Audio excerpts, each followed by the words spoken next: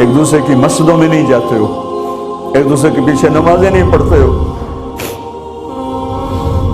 جنت کے ٹھیکیدار بن گئے ہو۔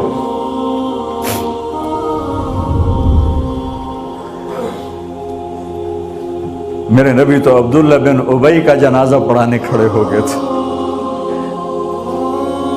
جس کا کفر ابو جہل سے بھی بڑا ہے۔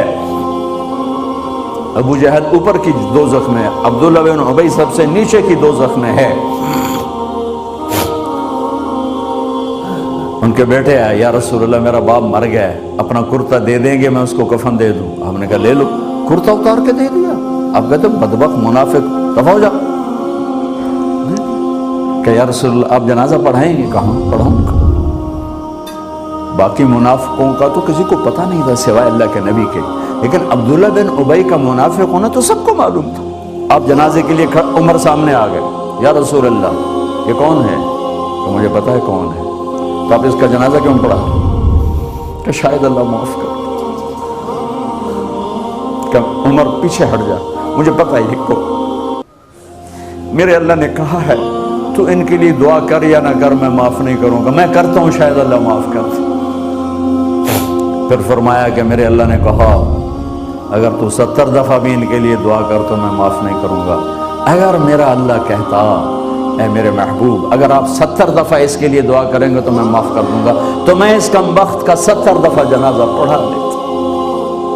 مجھے بتاؤ تم کہاں سے یہ دین لے کر آئے ہو جس میں تم فرقوں میں بٹ گئے ہو، نفرتوں کی آگ تم نے لگا دی ہے؟ یہ کہاں سے اسلام آیا ہے؟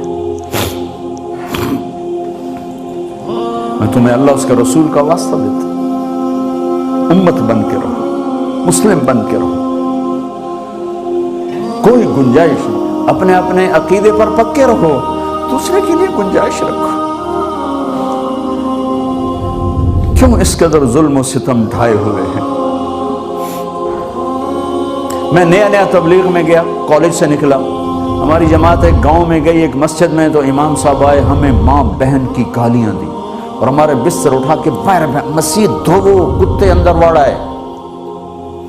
میں حیران پریشان، میں تو کوئی نہیں جانتا تھا کہ مذہب کیا ہوتا ہے، فرقے کیا ہوتا ہے، میں تو کالج میں گانے والا تھا، ناچنے والا تھا، جنید جمشید کی طرح، مجھے تو دین کا پتہ تبلیغ سے پتہ چلا۔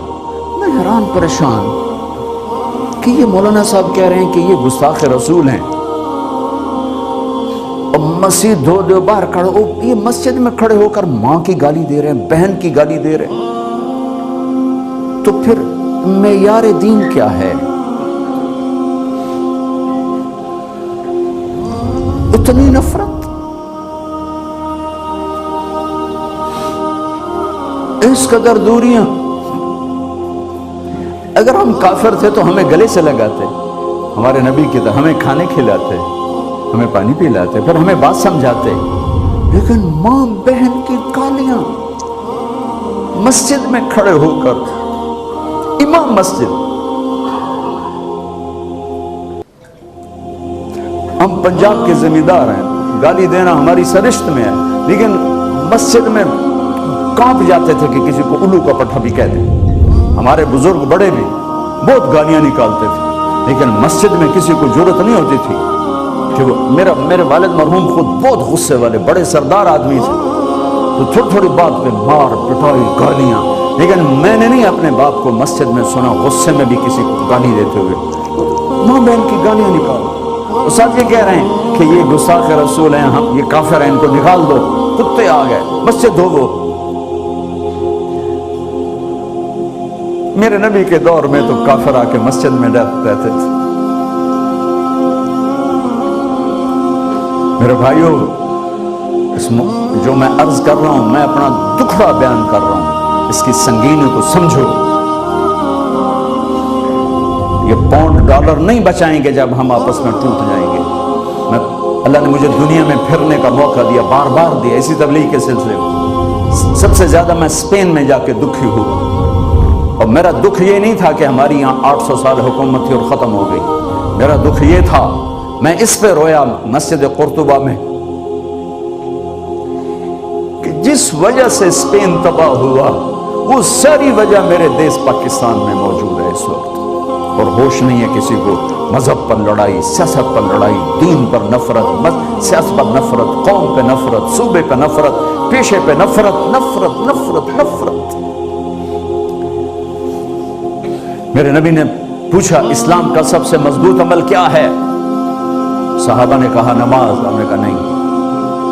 صحابہ نے کہا جہاد، آپ نے کہا نہیں۔ صحابہ نے کہا روزہ، آپ نے کہا نہیں۔ صحابہ نے کہا حج، آپ نے کہا نہیں۔ کہ یا رسول اللہ پھر آپ بتائیں۔ فرمایا دین کا سب سے مضبوط عمل محبت